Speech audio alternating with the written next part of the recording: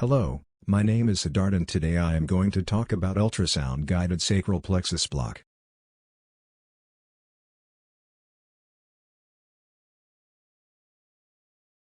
The union of the lumbosacral trunk with the first three sacral nerves forms the sacral plexus. The lumbosacral trunk originates from the anastomosis of the last two lumbar nerves with the anterior branch of the first sacral nerve. This structure receives the anterior branches of the second and third sacral nerves, forming the sacral plexus. The sacral plexus is shaped like a triangle pointing toward the sciatic notch, with its base spanning across the anterior sacral foramina. It rests on the anterior aspect of the piriformis muscle and is covered by the pelvic fascia, which separates it from the hypogastric vessels and pelvic organs. 7 nerves stem from the sacral plexus, 6 collateral branches and 1 terminal branch that is the sciatic nerve, the largest nerve of the plexus.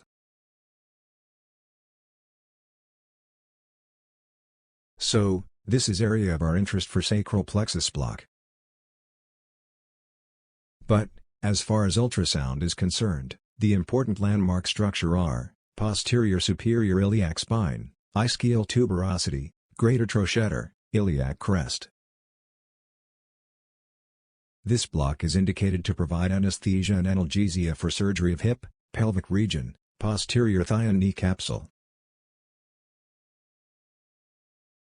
This block is contraindicated in patients' refusal, skin sepsis, coagulopathy and bed sores.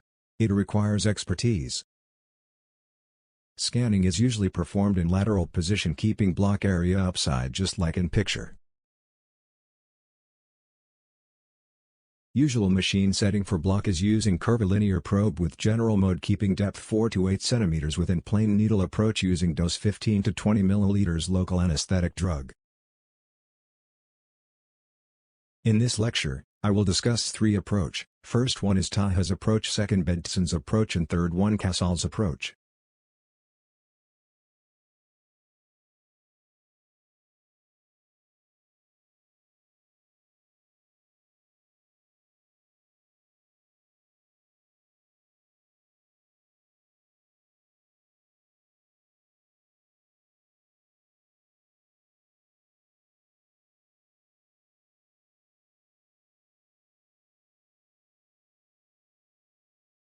Let's start with Taha's approach. In this approach, Taha was more focused on identifying the posterior edge of the ischium in the greater sciatic notch. C. Transducer starts with A point then B and last C point is target point.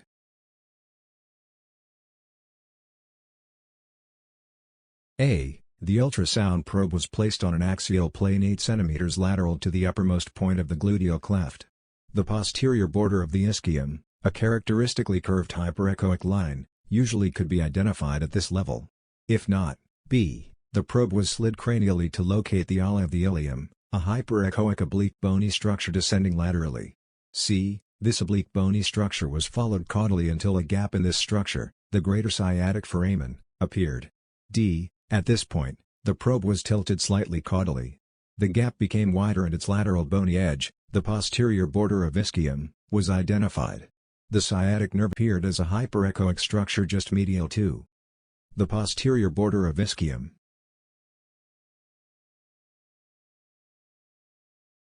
Besides skin and subcutaneous tissue, the structures seen are gluteus maximus and piriformis muscles. You need to identify posterior border of ischium, where nerve will be looked like hyperechoic structure. You need to careful for inferior gluteal vessels nearby and internal pudendal vessels behind sciatic nerve.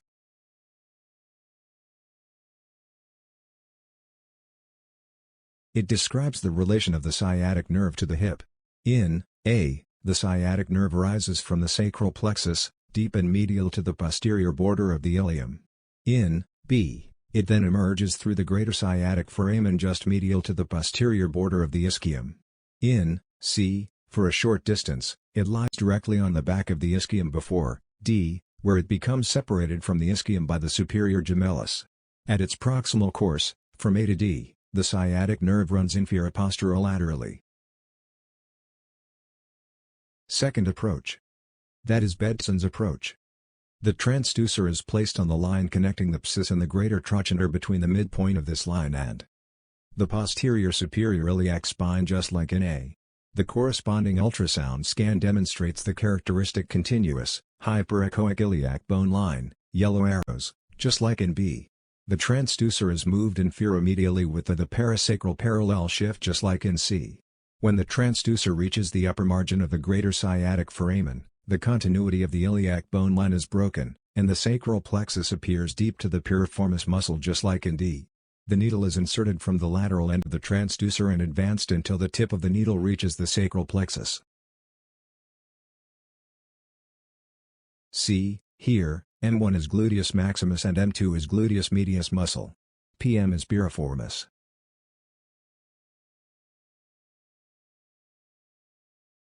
Last approach is Casals approach. Main landmark are, posterior superior iliac spine and sacral hiatus.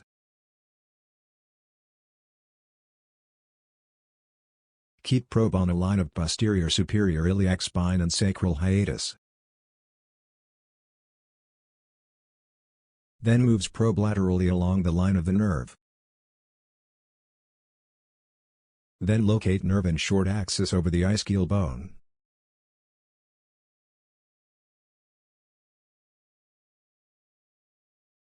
Structure seen in ultrasound screen will be gluteus maximus and piriformis muscle, ischial bone and sciatic nerve in short axis. Needle will be from medial to lateral using in-plane approach. Let's see screening. Taha's approach.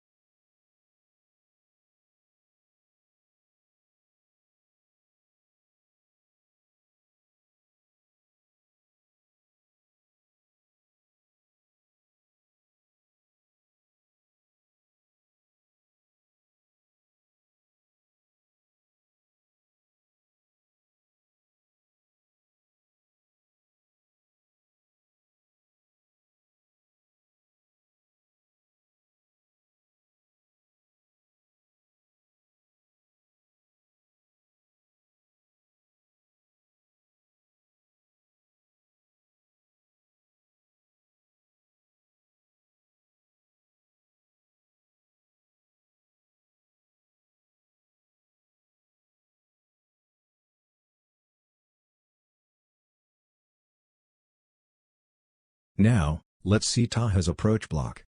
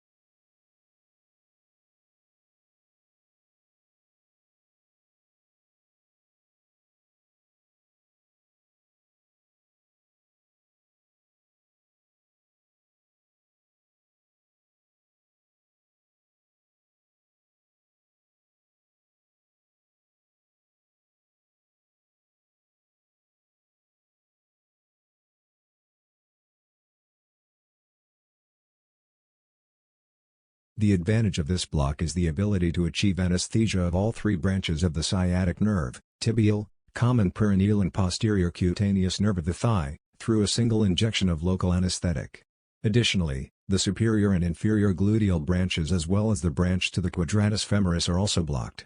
Extension of the local anesthetic to pudendal plexus, especially to the pudendal nerve, can occur in up to 80% of the patients.